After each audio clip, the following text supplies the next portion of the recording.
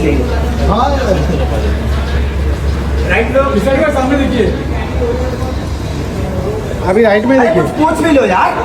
अभी राइट में देखिए, राइट में छोड़ो, इसके बोलना चाहता हूँ तो पूछो ना, ऐसे ही बोलूँ मैं बिना पूछे। यस अभी भी ऐसे 10 गुना ऊपर है। रीजन की इनका ऊर्जा जो है इनके अंदर है। अभी भी हम लोग गार्जियन हो सकते हैं, लेकिन हम लोग का आज है ये और कल भी ये हम लोग के क्या प्रेजेंट थे, बट हम लोगों को यश को बड़ा करना है और यश की ऊर्जा को हम लोगों को और ऊपर करना है। और यश के अंदर वो बातें हैं। अभी भी ऐसे डिफरेंट ये है कि अभी भी हम लोग को खिंचाई करते हैं, यश हम लोग की तारीफ करता हम लोगों को हमेशा डांटते रहते हैं ये, बट यश के अंदर वो बात है। और मुझे लगता है कि ऐसे बच्चों को इस उम्र में भी हमसे छोटा है यश, उसके बावजूद भी इतनी प्रतिभा इनके अंदर है। वो अभी भी का देनी है कि अभी भी ने ऐसे परवरिश किया इनकी। और मुझे लगता है कि ऐसे बच्चों को इतना बड़ा होना चाहिए कि भोजपुरी की कल चल के अगर कोई प्रॉब्लम में हो तो जो प्रॉब्लम हमेशा से सॉल्व अभी भी ने किया है कि हम लोगों के लिए कभी भी भोजपुरी अगर प्रॉब्लम में आई है तो सबसे पहले खड़ा अभी भी हुए। और हम सबको जितने भी कलाकार आने वाले हैं या जो हैं जो आए हैं, सबको इन्होंने अपना बेटा की तरह और भोजपुरी को सबसे बड़ी की माँ की तरह इन्होंने संवारा है कि अपनी माँ की सम्मान क्या होती है, इज्जत क्या होती है। उस हिसाब से अभी भैया ने उस माँ को हमेशा जिंदा रखा है। अपनी ऊर्जा, अपने क्षमता, अपने पैसे इन्होंने कभी बर्बाद होना नहीं चाहा, क्योंकि इनको भोजपुरी को बचाना था।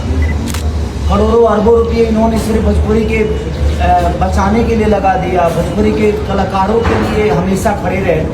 उसी तरह मैं चाहता हूँ कि यश का भी जर्नी ऐसा ही हो, ये जहाँ भी जाए हम सबका नाम रोशन करें। कि अगर ये बड़ा हो जाएंगे तो मुझे लगता है कि दुनिया एक यार एक बिहार का लड़का और हिंदी में भी आज अपनी क्षमता को और अपनी चीज़ों को बड़ा कर रहा है। तो हमारी सबसे बड़ी खुशी और हमारी कमाई है यश। तो यश को सबसे बड़ा होना हम देखना चाहते हैं। हम कितने बड़े ये मायने नहीं रखता, क्योंकि अब हमारे भैया हैं ये, तो हम इनके चाचा हुए। तो हम सब पिता चाहते हैं कि हमारा बेटा ऊपर हो। तो हम यही चाहेंगे कि यश दुनिया का सबसे बड़ा प्रोड्यूसर बने, जहाँ पे हम फक्र से कह सके थे कि हमारे खानदान का लड़का है। इसलिए यश के हाथ में कंट्रोल देते हैं, ये कंट्रोल कर लेंगे। तो सकता है फोटो करते हैं, आइए ना, यश के साथ यश के साथ साइबर क्राइम के बारे में बोल रहे हैं। आजकल जो साइबर क्राइम हो रहा है, मैं बहुत बुरी आदमी है भाई। मैं बता रहा हूँ, आजकल देश में इतने केसेस हो रहे हैं मेरे भाई कि किसी का OTP इधर हो जाए। मोबाइल के अंदर पूरा डेटा होता है इंसान का, और आपका मोबाइल अगर आपसे मैं 2% छीन लूँ तो कई बार आदमी बेचैन भी हो जाता है। तो ये जो फिल्म है हमारी साइबर क्राइम के ऊपर है, तो कभी कोई किस्सा आप पे ऐसा हुआ है जिससे आपको बेचैनी हुई हो कि यार मैं 8 साल से उसी चक्कर में फंसा हुआ।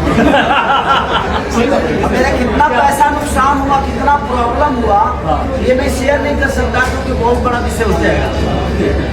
बट ये कंट्रोल जो है, अब आपके हिसाब से मुझे लग रहा है तो मुझे बता देना चाहिए कि क्योंकि मैं फंसा हूँ तो मुझे बता दें। ये कंट्रोल आपको क्यों देखना चाहिए, क्योंकि आप इससे सीख सकते हो कि मुझे क्या शेयर नहीं करना है और अपनी मोबाइल और अपनी चीज़ें और अपनी डाटा को कहाँ कंट्रोल करके रखना है। अपने बच्चों के अलावा मुझे नहीं लगता कि आपको अपने मैनेजर, अपने जीवन, अब चीज़ें वो कंट्रोल यही है। लोगों को लगता है ना कि कंट्रोल है क्या, कंट्रोल आपको अपनी चीज़ों पे करना है, तो उसके लिए आपको कंट्रोल देखना जरूरी है।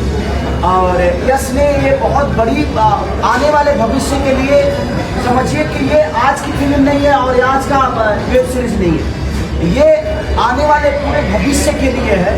इसलिए हर बच्चों को देखना चाहिए कि आने वाले उनको, क्योंकि आने वाला भविष्य में बच्चे ही हमारे जीवन है, तो उनको भी देखना चाहिए और अपने उस गार्जियन को भी देखना चाहिए कि मैं अगर कंट्रोल नहीं किया इस चीज़ में तो शायद मेरे बच्चों का भविष्य तय नहीं होगा। तो ये बड़ा जरूरी है।